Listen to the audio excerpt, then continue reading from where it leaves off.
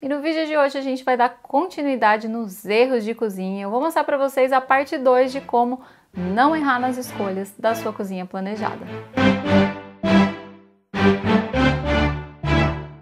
Oi gente, eu sou a Nani do blog Uma Casa Pra Decorar, sejam muito bem-vindos a mais um vídeo aqui no canal. E sim, esse vídeo é uma continuação da parte 1 de como não errar nas suas escolhas de cozinha planejada, mas como eu já comentei no vídeo anterior, se você não quiser utilizar cozinha planejada, quiser fazer cozinha modulada para ter uma economia, eu também tenho um vídeo aqui no canal em que eu falei tudo sobre cozinha modulada. E eu vou deixar esse vídeo também linkado aqui nos cards e na descrição do vídeo, mas eu recomendo que você também assista esse vídeo, porque muitos desses erros também são aplicados lá nas cozinhas moduladas. Então vamos para o erro número 8. Sim, gente, erro número 8 porque do 1 ao 7 estão lá no primeiro vídeo. Então, o erro número 8 é utilizar a torre quente em cozinhas muito pequenas. Mas por que utilizar a torre quente em cozinhas pequenas é um problema? O problema é o seguinte, é na verdade uma questão de escolhas, né? A gente procura não utilizar torre quente em cozinhas muito pequenas, porque a torre ela vai tomar um espaço muito grande, ela vai ocupar um espaço muito grande da sua bancada, do que poderia ser uma bancada. Se a gente pensar ali na largura de mais ou menos 80 centímetros, é essa quantidade de espaço que você vai perder, muitas vezes, de bancada. Então a gente precisa pensar se realmente vale a pena colocar a torre quente. E uma outra possibilidade, ao invés de utilizar a torre quente, é colocar o forno realmente ali embaixo do fogão, ou utilizar o fogão mais tradicional, né? Ou aquele fogão de embutir, que é o fogão e o forno, em que a gente coloca ele acima de uma base. E o micro-ondas a gente poderia colocar ele no nicho aéreo. Só que isso pode ocasionar um outro erro, que é justamente o erro número 9, que é a altura em que esse micro-ondas vai ser colocado. Então a gente tem que tomar muito cuidado, porque se esse micro-ondas ele estiver muito alto, ou seja, mais que 1,5 m, o ideal é que ele esteja entre 1,30 m a 1,5 m.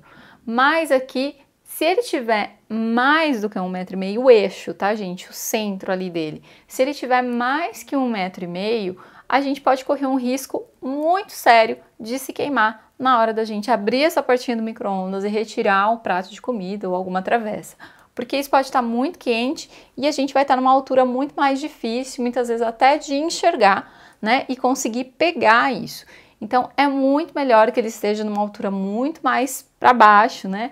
Para que a gente consiga retirar esse alimento com mais facilidade. E para que a gente tenha essa visualização do alimento, que também é muito importante. Isso ajuda com que a gente pegue certinho essa forma, essa bandeja ou esse prato e que a gente consiga fazer esse manuseio de forma correta, evitando acidentes. E o erro número 10 é não prever espaço para o filtro.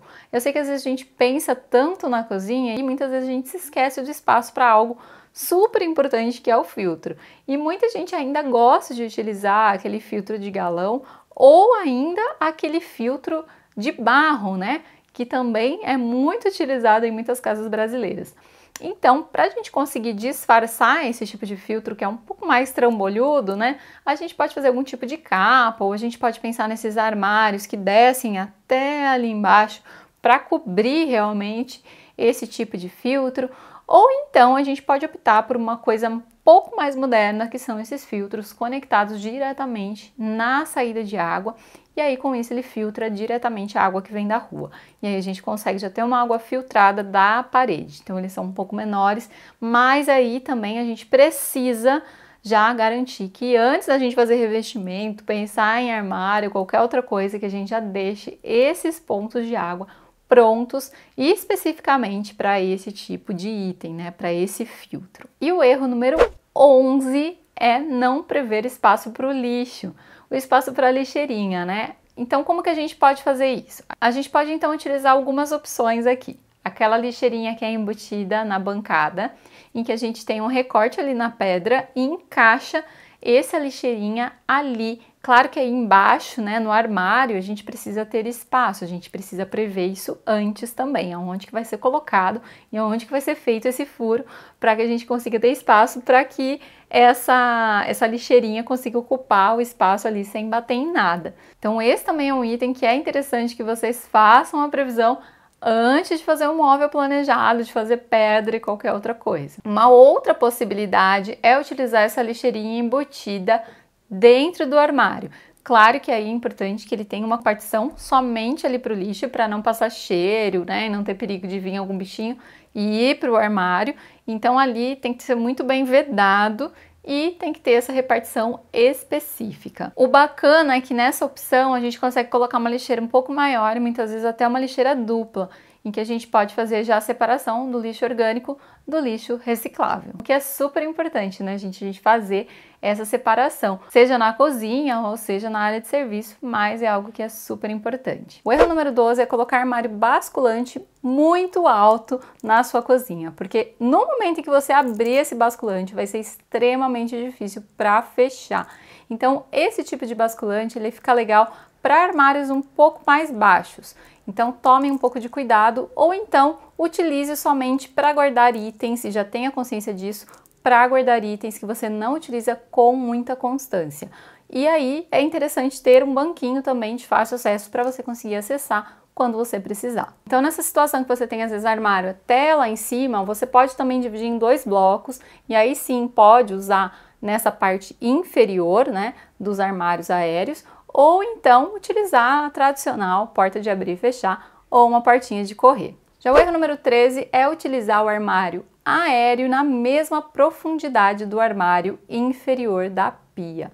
Então a gente tem que tomar muito cuidado com isso, porque se a gente utilizar esse armário superior na mesma profundidade do de baixo, a gente pode ter um problema na hora de utilizar essa pia de ficar batendo a nossa cabeça ali. Então é importante que ele seja mais estreito, então de forma que a gente consiga trabalhar ali na pia com tranquilidade, sem bater a cabeça, porque esse tipo de armário ele já vai estar um pouco mais baixo, né? Então a maioria das pessoas ela já vai alcançar ali a testa, né? Então se ele ficar na mesma profundidade de baixo, não vai funcionar. E por fim, mas não menos importante, o erro número 14, que é o nosso último erro, é não pensar na triangulação entre fogão, pia e geladeira. Existem vários formatos de cozinha que a gente pode trabalhar essa triangulação. Essa triangulação nada mais é do que essa ligação, essa conexão desses 3 pontos formando justamente um triângulo. Esse tipo de configuração é justamente para facilitar esse processo que normalmente a gente faz com os alimentos, em que a gente retira da geladeira, que é onde eles estão armazenados, e que a gente leva para a pia para fazer higienização, para lavar, para cortar esses alimentos, para fazer o preparo, e aí a gente leva para o fogão para fazer a cocção. Então esse é o fluxo da cozinha e novamente a gente leva muitas vezes o alimento pronto para a geladeira novamente. Então essa triangulação ela é super importante na cozinha. Então é bacana a gente pensar nessas possibilidades, sempre tentando formar um triângulo entre esses 3 itens. Claro que existem muitas vezes cozinhas lineares em que a gente não consegue fazer essa triangulação, mas se a gente conseguir, melhor ainda, vai ser muito melhor esse fluxo que você vai ter de trabalho na sua cozinha.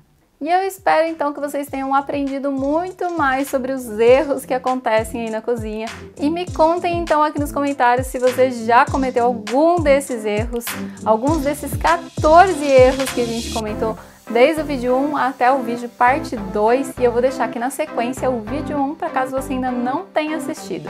E se você gostou desse vídeo, não se esqueça de curtir e de se inscrever aqui no canal para mais vídeos de arquitetura e de decoração. E a gente se vê no próximo vídeo. Até mais!